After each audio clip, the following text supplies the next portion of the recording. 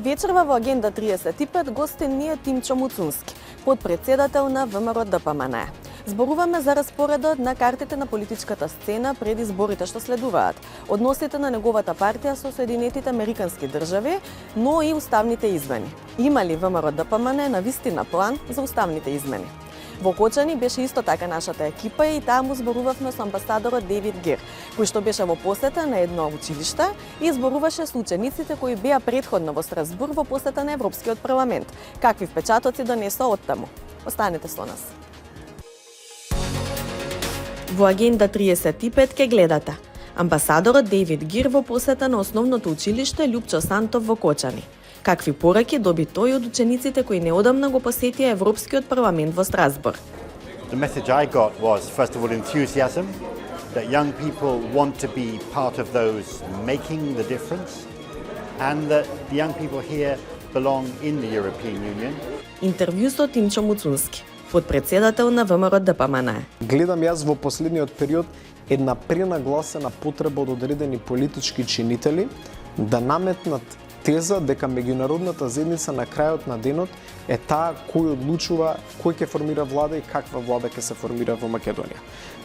Тоа е навредливо и кон представниците на меѓународната заедница. Следете на. 22 ученици од Кочани имаа ретка привилегија да седнат во столчињата на европарламентарците во Страсбург. Не само што седнаа во нивните столчиња, туку и дебатираа на теми од исклучителна важност за Европската Унија, понудија решенија, а имаа можност и да гласаат за одредени предлози. Оваа симулација, која како уникатно искуство за прв пат ја добија средношколци од Република Северна Македонија и Босна и Херцеговина, е само уште еден доказ дека младите имаат капацитет да ја приближат земјава до Европската Унија и дека многу повеќе во иднина треба да се потпираме токму на нив. Средношколците од средното училиште Лјупчо Сантов од Кочани неодамна беа дел од Евроскола, проект со кој на средношколци од земјите членки на Европската Унија им се овозможува на еден ден да бидат европарламентарци. Таква можност за прв пат добија и ученици од земји кои не се членки на Унијата. Со нас тие го споделија нивното искуство во Страсбург.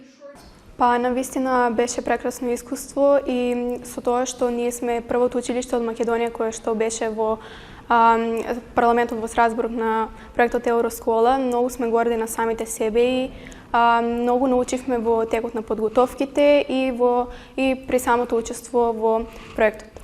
Најголем впечаток ми остави самата дебата со тоа што можевме да разговараме со многу ученици во врска со темите за кои што се подготвувавме.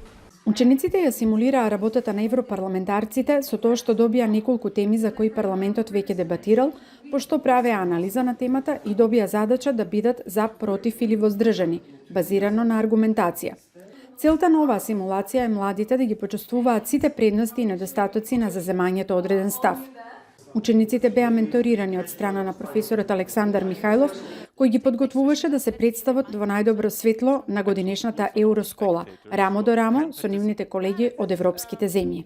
Моето искуство као студент, учествувајќи во симулации на работењето на европски институции или симулација на работењето на меѓународни трговски организации, ме потикна да аплицирам и да барам сличен тип на можности за моите ученици или учениците од средното училиште Лјупчо Сантов од Кочани да имаат можност да бидат дел од вакви настани.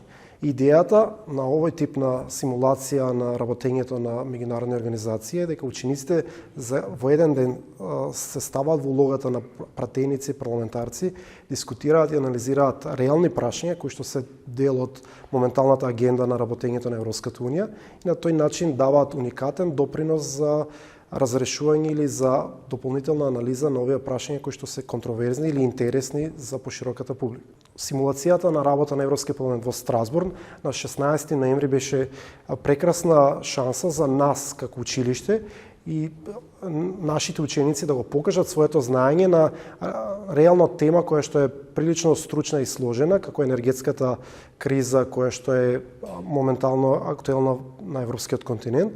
Нашите ученици кои што доаѓаат од различни образовни профили, анализирајќи ги прашањата низ призма на компетенции и знаење кои што самите ги имаат усвоено во рамки на редовниот образовен процес, можеа и докажаа дека имаат и како што да покажат и понудат како решение или како аргумент во насока на креирање на соодветни политики на ниво на Европска унија и во поглед на тако сериозно прашање како енергетската криза. Деновиве, евроамбасадорот Девид Гир беше во Кочани и се сретна со учениците и со професорот Михајлов. Се очекуваат и нови иницијативи во иднина. Денешниот настан или инфосредба која што имавме во нашето училиште со амбасадорот на Европската унија Девид Гир и со членови на делегацијата на Европската унија во Скопје беше уникатна и супер можност за нас како училиште и за нас како ученици и ментор кои што учествувале на активност организирана од Европскиот парламент, да споделиме искуството со амбасадорот, да зборуваме за сличен тип на можности или иницијативи кои што постојат, се организирани од Европската унија и како нашите ученици да бидат и понатаму стимулирани, мотивирани да делуваат и да работат на ваков тип на проекти кои што со сигурност ќе допринесат за нивното продлабочено знаење на работењето на Европската унија. Сметаме дека на овој начин сакаме да покажеме дека и ние како земја која што е аспирант за членство во Европската унија имаме доволно потенцијал и соодветен кадар кој што може да работи на прашања кои што се поврзани со европските интеграции. The message I got was, first of all, enthusiasm, that young people want to be part of those making the difference, and that the young people here belong in the European Union, and they want to be part of that family, and they're already engaging in that. They're halfway there. Една од најголемите придобивки од овој проект дефинитивно е непроценливото искуство кое го стекнаа младите за важноста од јавно и аргументирано изразување на сопственото мислење, можноста да се развие плодна дебата и да се постават прашања до носителите на одлуки. Тие европски вредности и практики се важни за развојот на демократските општества и земјите кои претендираат да влезат во европското семејство. Господине Муцунски, добар ден, благодарам што сте дел од Агенда 35. Почнува една фаза на предизборија и веќе политичкиот наратив, политичките битки се засилуваат на некој начин. Она што е интересно е што веројатно за прв пат имаме многу јасна, барем наративна дистинкција на така наречен проевропски фронт од една страна, предводен од владеачките СДСМ и ДУИ, и се друго. Би рекла, се што не е дел од тој проевропски фронт е антиевропски. Се пронаоѓате ли вие во таква антиевропска коалиција? Па, прво би се согласил со вас дека тоа е наратив. Наратив кој што некој се обидува да го создаде. Исто време да се подсетиме дека тој што се обидува да го создаде тој наратив, пред неколку недели имаше своји високи политички представници како влегоа во еден критичен сегмент од нашата безбедносна инфраструктура, а тоа е просториите на ИМНАВ, и покажа што значи политичко насилие на дело. Тоа е еден фронт на политички партии кој што и по последниот извештај на Европската комисија е ноторно познат за злоупотреба на европското знаменце, но тие и по таквиот извештај не престануваат, па во меѓувреме повторно го актуализираат и законот за игри на среќа со европско знаменце, злоупотребувајќи го како нивен врвен приоритет, фронт на политички субјекти кој е познат по корупција. Иако тој европски фронт, ние не би сакале да бидеме дел од него. И сега дајте малку да зборуваме реално. Што е Европа? Европа има еден абстрактен елемент, поврзан со еден повисок сет на вредности, пошироко толкување, но има и еден поконкретен аспект, а тоа кои се тие специфични стандарди кои што Европската унија сака да ни ги наметне. И ако се водиме исклучиво по тој репер, што е Европа, и абстрактно и конкретно, тогаш тој фронт на политички субјекти по логиката на нештата не би можел себе си да се именува за проевропски фронт. Ако го поставуваме прашањето дали се гледаме спротиставени со тој блок на политички партии, да се гледаме на една сосема поинаква страна кој што искрено ги негува тие европски вредности, не само декларативно прокламирајќи ги, туку покажувајќи ги низ призмата на делата, на тоа што ние го работиме не само во политичките субјекти кои што ги застапуваме, туку и од гледна точка на нашата работа, например, во локалната самоуправа. Доколку прифатиме дека еве можам да се согласам со вас околу дефиницијата за неевропското владење на само наречените проевропски сили, што е европско во ВМРО ДПМН? Што беше европско во владењето што граѓаните го паметат? Европско во ВМРО ДПМН во моментот е, например, односот кој што повеќе од 40 градоначалници на ВМРО ДПМН го покажуваат кон институциите, каде што за прв пат граѓаните гледаат прво ставање на примат на јавните средства, на буџетските средства. А не би рекла за сите, да не генерализираме, има градоначалници за кои што има сериозни афери за употреби на народни пари. И јас во моментот не знам за некоја таква афера, за некоја таква злоупотреба, но јас тоа што можам да Барем има индиции, отворени истраги. И јас тоа што можам да го кажам е дека гледам од голем број мои колеги прво како домакински се однесуваат кон јавните средства, како реализираат проекти, како имаат отворен пристап кон граѓаните и како знаат да покажат дека можеме кога сакаме и со тие ограничени средства кои што локалната самоуправа ги има, да реализираме тоа што е потребно за граѓаните да имаат подобар живот.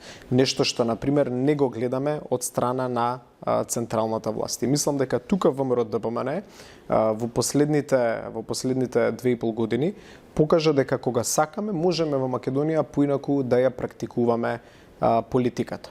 Јасно ми е вашето прашање, исто така алудира на претходно едно владење на ВМРО ДПМН, кога по мене се постигнали значителни успеси во делот на европската интеграција, како што е, например, визната либерализација, каде што се постигнувале сериозни економски успеси за државата. Тие статистики и бројки поврзани со странските директни инвестиции до ден денес ја држат во некоја минимална стабилност македонската економија, за жал напуштени добри политики во делот на привлекувањето на странските директни инвестиции. Треба да сме свесни ние како политички субјект дека во тој период имало грешки, посебно јас би рекол во делот на владењето на правото и борбата против корупцијата, работи кои што морале поинаку да се прават, а не се правеле. Слободата на говор, слободата на медиуми. Демократијата воопшто. Се согласувам дека имало и фундирани критики поврзани со медиумското окружување, но тоа се лекции кои што треба да ги научиме. Дали сте ги научиле? Ви одите сега на избори, советувања за поинакво владење, како велите? Важно е, треба да има промена. Така е, ние прво ветуваме дека сето тоа што било добро во претходното владење на ВМРО ДПМН. И тука би ја нагласил посебно економската политика и на привлекување на странски директни инвестиции, но и на давање на примат на развој на домашната економија, нашето национално стопанство, пониски даноци, предвидлива даночна политика, нешто што создава невиден хаос во деловното окружување во последните години. Тие добри лекции од едно претходно владење на ВМРО ДПМН мора повторно да станат пракса во домашниот правен и економски систем. Сите негативни научени лекции треба да имаме свест, да знаеме каде се сгрешило. Исто така мислам дека пристапот што како политички субјекти во последните години го негуваме и кон медиумите, еден добар и позитивен пристап, но одговорноста на централната власт носи веројатно свои предизвици во тој дел. Што значи треба да имаме отворена комуникација, треба да бидеме подготвени на критики. Тој што работи, независно од тоа дали некој работи во јавен сектор или приватен сектор, општо е луѓето кога работат и грешат. И треба да сме свесни дека кога ќе дојде критиката од медиумот, кога ќе дојде критиката од невладиниот сектор, кога ќе дојде од секојдневниот граѓанин на улица, таа не е злонамерна и не е лична критика. Таа е критика со која што ќе си помогнеме заеднички и ќе го направиме општеството подобро и поуспешно. Таа е една лекција која што за жал не ја познава актуелната власт. Гледаме и во последниот период како се отвараат и директни фронтови со одредени медиуми, и тоа говори за демократската незрелост која што овој самопрокламиран Европски фронт ја нема. Јас верувам дека ова го зборувате веројатно можеби и лично, вие самиот важите за умерен политичар, умерен десничар, би рекла, но дали вашата партија мислите дека ги има научено овие лекции? Се уште гледаме рецидиви, дел од нив и преку персонални решенија кои што се уште присутни од тоа време, колку тоа дистанцирање, видовме дека со поранишниот претседател се дистанциравте конечно, може би малку и предоцна, како политичка партија, но дали со погрешните политики мислите дека целото раководство актуелно на ВМРО-ДПМН е дистанцирано? Јас мислам дека има висок степен на свест. Поврзан со тоа каде се грешело во минатото и ќе нагласам повторно висок степен на свест за што било добро во тој период. И за одржувањето на тој баланс, на тоа едно институционално искуство кое што нашата партија ја има. Во тој период имало извонредни функционери на многу високи позиции во извршната власт, луѓе кои по завршувањето на владењето на ВМРО-ДПМН се покажале како успешни во академската средина, во бизнис секторот, во невладиниот сектор. Некои надвор се од точно тоа е факт. Некои надвор од државата. И сите тие луѓе се дел од една институционална меморија на ВМРО-ДПМН, која што била и многу успешна во различни области. И јас не сметам дека е лошо доколку дел од луѓето кои што биле дел од тоа претходно Муцунски зборуваме за луѓе кои што имаат имале отворени сериозни истраги за сериозни злоупотреби, за криминал. Вие знаете како завршија сите тие случаи на СТАЈО, благодарение меѓу другото и со вашата поддршка или скриена поддршка на измените на кривичниот законник. Јас стојам на ставот дека не сме имале нити било каква поддршка, нити скриена поддршка на тие измени. Тоа е, би рекол, едно од низата амнестии кои што ги видовме од страна на СДСМ и ДУИ. Тоа е процес кој што почна во 2016 година и доколку не гледаме само де јуре, туку и де факто, ќе видите дека во тој процес имало практично некои бранови на едно 5-6 процеси на различни амнестии кои што ги имало во државата, кои што значи и апсолутно дерогирање на уставно-правниот систем на Република Македонија, но тоа говори за СДСМ и ДУИ. И тоа е веројатно една од носичките причини зашто е толку слаб рейтингот на тие политички субјекти. Мислите дека доволно се спротивставивте на измените на кривичниот законник? Институционално направивме се што можеме. Не беше само во зборови, туку тоа беше и наше институционално делување, но на крајот на денот собранието е прашање на имање на мнозинство или немање на мнозинство. Во моментот, во актуелниот собраниски состав, бројките од гледна точка на мнозинство не се во полза на ВМРО-ДПМН и тука се нашите капацитети што можеме да направиме. Ние имаме пред нас, јас во тој дел барем ќе се согласам со една констатација која што несомнено произлегува од нашиот разговор, а тоа е дека има огромно разочарување од страна на граѓаните за пристапот кој што големите политички партии го имале во последните 30 години во делот на владењето на правото и во делот на борбата против корупцијата. И некако како заедничка тема заедно со економијата тоа да ни се наметнува во следниот изборен процес. И чувствувам еден товар, една обврска не само како представник на политичка партија, туку и лично, бидејќи потекнувам од таа фела, од фелата која што се занимава со правото и со правната наука, чувствувам една лична обврска да им дадеме на граѓаните една последна надеж, дека ние како една млада генерација можеме поинаку да се позиционираме во делот на владењето на правото и во делот на борбата против корупцијата, бидејќи станува таа една носечка тема која што по себе наметнува и процес на исолување покрај економијата.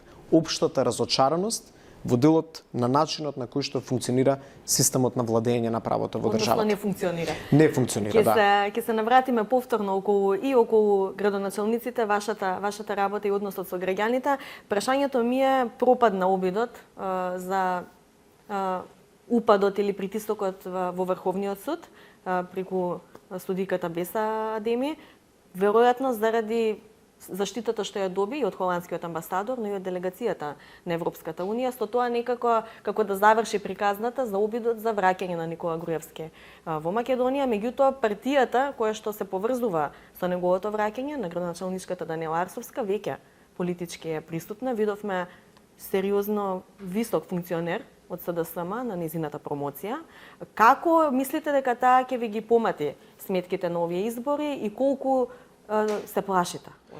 Информациите кои што излегува во јавноста некаде уште во месецот септември дека градоначалничката правеше обид за формирање на свој политички субјект. Што изгледа не успеа. Веројатно не успеа, бидејќи не успеа да собере 1000 потписи.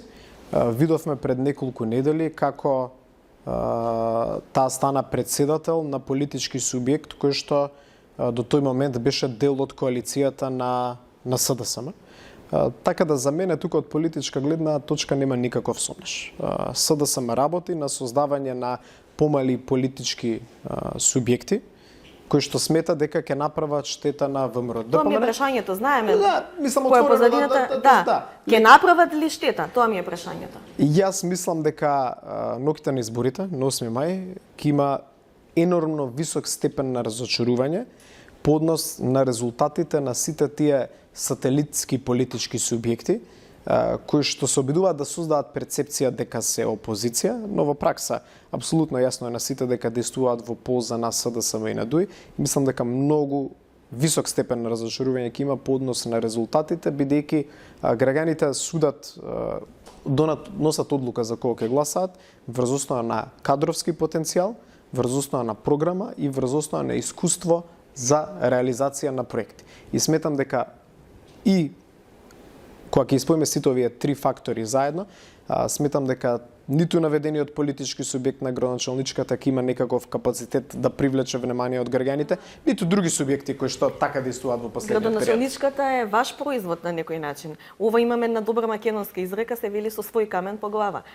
Имате ли вие висок степен на разочарување што сте поддржале таков тип на градоначалник со кој што денес еве отворено не се согласувате? Имам лично висок степен на разочарување. Сега лично ќе ви го дадам одговорот.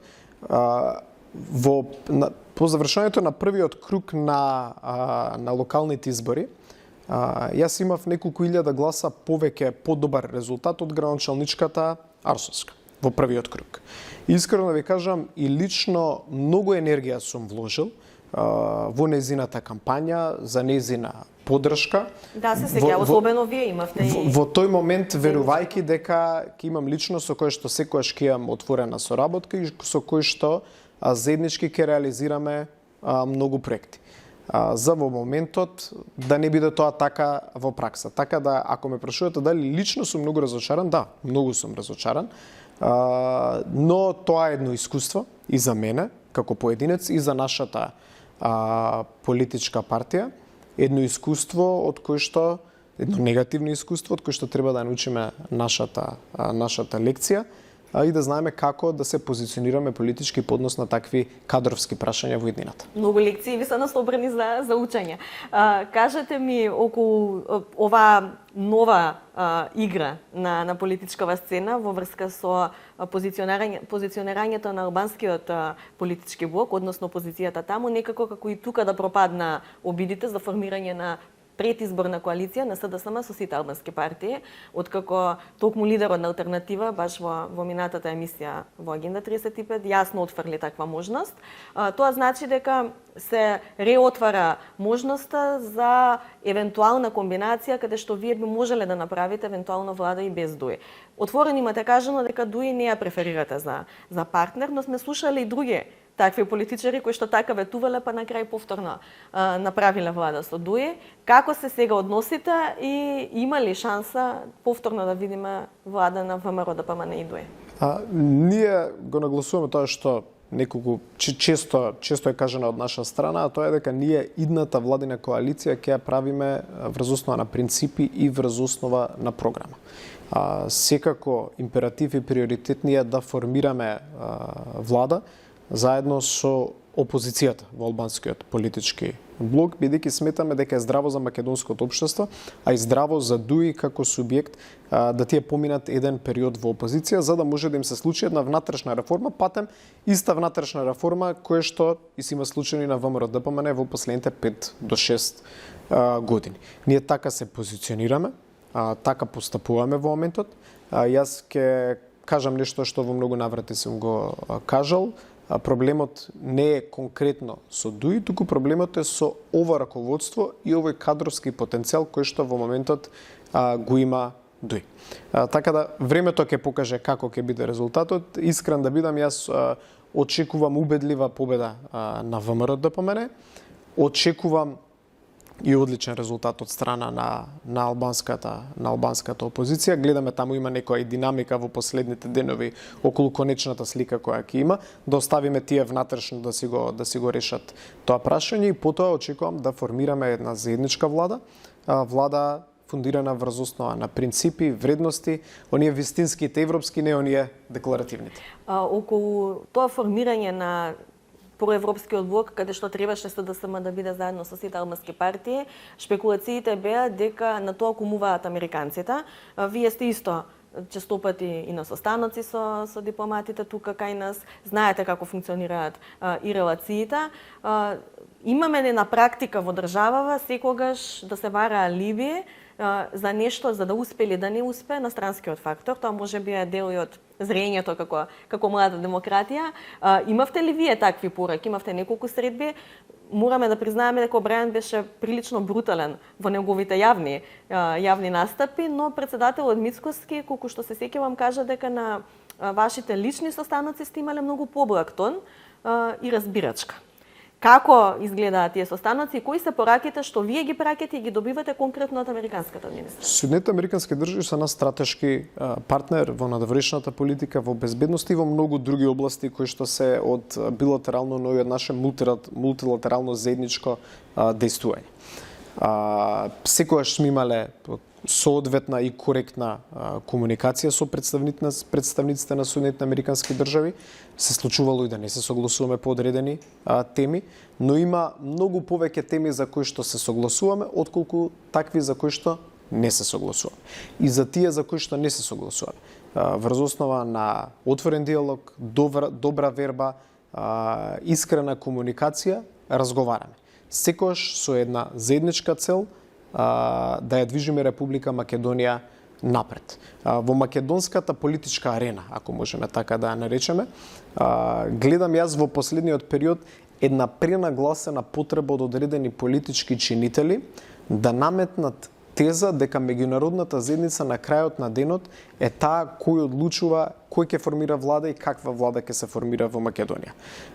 Тоа е навредливо и кон представниците на меѓународната заедница, бидејќи и со тие луѓе кога ќе разговарате и они искрено ќе кажат дека тоа не е нивната цел тука. Нивната цел во нашата држава е да негуваме заеднички добри односи и тие да ги застапуваат интересите на нивната земја во нашата држава. Таа злоупотреба ја има и ке ја има, верувам, во следниот период, но сите познавачи и на меѓународните односи, а и на внатрешната политика знаат дека парламентарно мнозинство се формира врз основа на резултат на избори.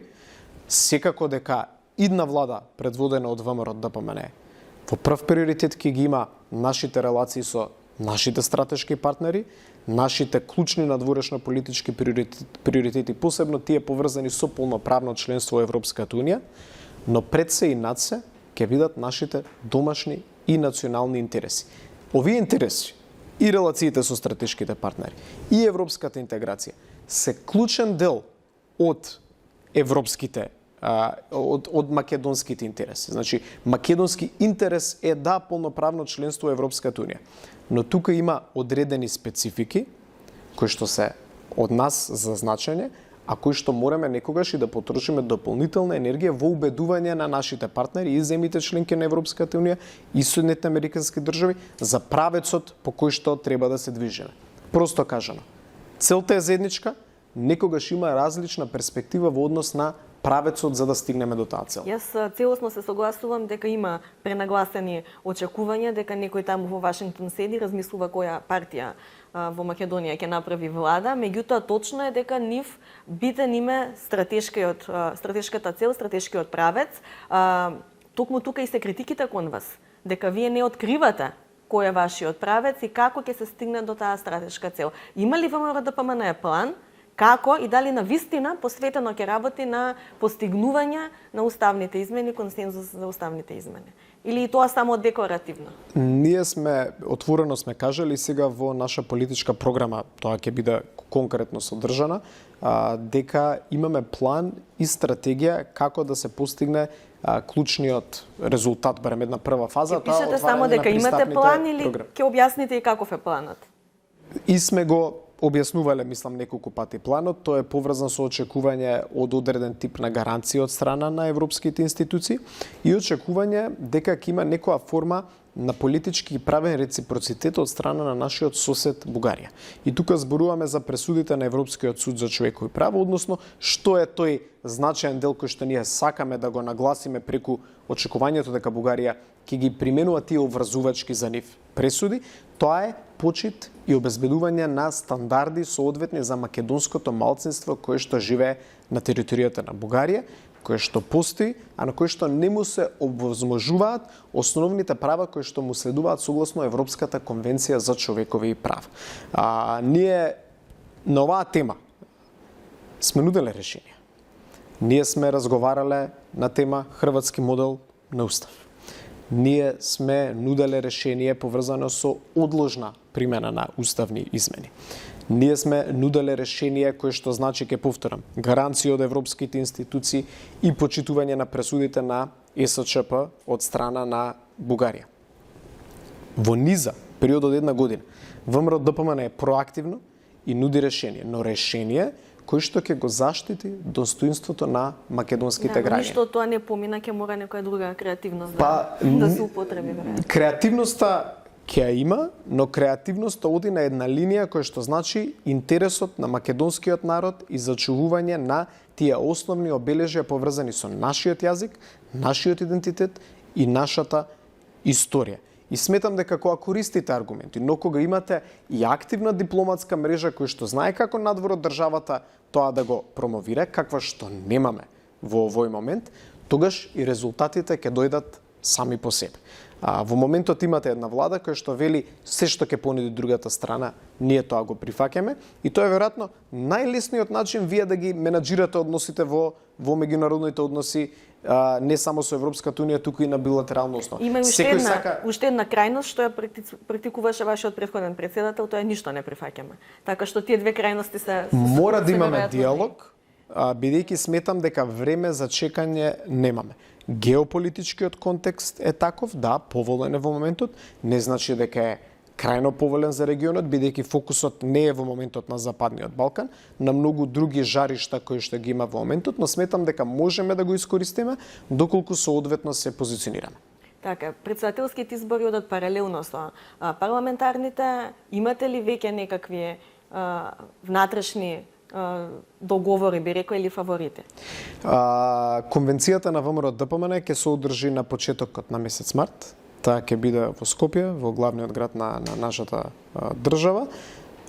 Секако дека има внатрепартиски фаворити, се уште се анкетира, се уште се водат дискусии. Мислам дека во следните 2-3 недели ќе добиеме една појасна слика за кој ќе биде кандидат на ВМРО ДПМН на следните претседателски избори. Вие лично што мислите дека е попаметно за партијата да оди со кандидат кој што би бил поумерен, јасен во однос на евроатлантските интеграции, позиционирањето на ВМРО ДПМН или со некој по-радикален тип на политич? Јас мислам дека без никаков сомнеш електоратот во Македонија е со огромно мнозинство проевропски ориентиран, односно ориентиран кон полноправно членство во Европската унија, независно од огромните фрустрации и забелешки кои што сите ги имаме и лично и професионално спрема действувањето на Европската унија, па би рекол во последните 20 години спрема нашата држава. Факт е дека заради некохерентните политики на Европската унија огромни неправди се нанесени на Република Македонија. Но истовремено факт е дека нашето полноправно членство не го посакуваме заради тие земји членки кои што ни ја нанеле таа неправда, туку си го посакуваме заради самите себе. Ние сакаме да бидеме земја членка на Европската унија, бидејќи тоа ќе донесе и економска благосостојба и почитување на највисоки стандарди во многу области, често запоставени, бидејќи секогаш зборуваме за политичките и правните стандарди, а не доволно и за другите области каде што Европската унија ни ги нуди тие највисоки стандарди, ќе се отвориме кон нови пазари и од таа гледна точка. Јас сум убеден дека ВМРО ДПМН треба да има кандидат кој што ги представува таквите вредности кои што граѓаните ги посакуваат. Што би рекле вие, почитување на една современа десница, една десничарска партија чија крајна цел се европските интеграции, но истовремено става примат на нашите национални интереси. И тоа е профилот на кандидат или кандидатка кој што ние треба да го имаме и верувам дека таков ќе биде кандидатот или кандидатката на ВМРО-ДПМН. Во многу наврати во минатото сме гледале градоначалници кои што потоа си ги напуштаат своите градоначалнички позиции па заминуваат на други функционерски места. Каков е планот за вас лично? Планирате ли да останете на оваа позиција и да си го одржите зборот пред граѓаните на аеродром? Моја уврска спрема граѓаните на аеродром е реализирање на програма која што треба да се реализира до 2025 година. Јас точно знам што е ветено во програмата, точно знам кои се приоритети, свесен сум за успесите кои што сме ги постигнале, но свесен сум и за фактот дека има некои проекти кои што заради објективни причини и малку доцнат и се уште не се реализирале. Така да мој приоритет како личност е до 2025 година сето она што сум го ветил за граѓаните на општина Аеродром да се реализира. Значи немате други политички амбиции? Во моментот не.